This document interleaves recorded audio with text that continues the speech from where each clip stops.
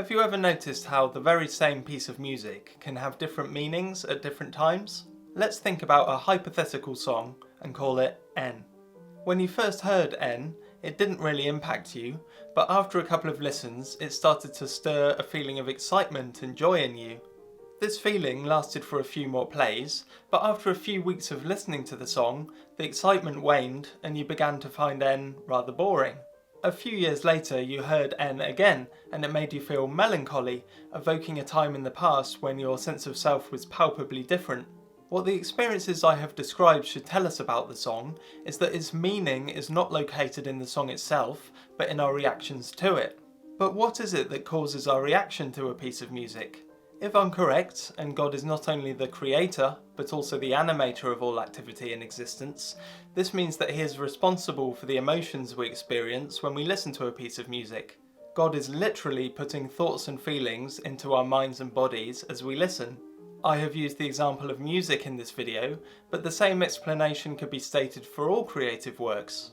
The meaning of a piece of art is not in the thing itself, but rather in what God brings to the piece via our reactions to it. Have you ever wondered why a bizarre abstract painting even qualifies as a piece of art? It's because God evokes a certain reverence for it in the minds of those who view it. Taking this suggestion to its logical conclusion, it would be correct to say that God is behind every book, every film, every song, every opera, every theatre production, and so on. He is behind every piece of creative work, and most importantly, every interpretation of every creative work that has ever been made in the history of humanity. I invite viewers to consider what this demonstrates about the incredible power and creativity of God. Of course, the examples I have given of human art only scratch the surface. I have said nothing of the plants, animals, stars, planets, food, and an infinite number of other objects and beings which are part of God's creative work.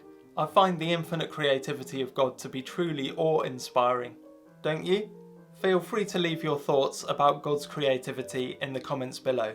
Thank you for watching, and I'll see you next time. This video series accompanies my new book titled God's Grand Game, which is available now from all major retailers. If you enjoyed this video, please hit the like button and subscribe and ring the bell to be notified of future videos.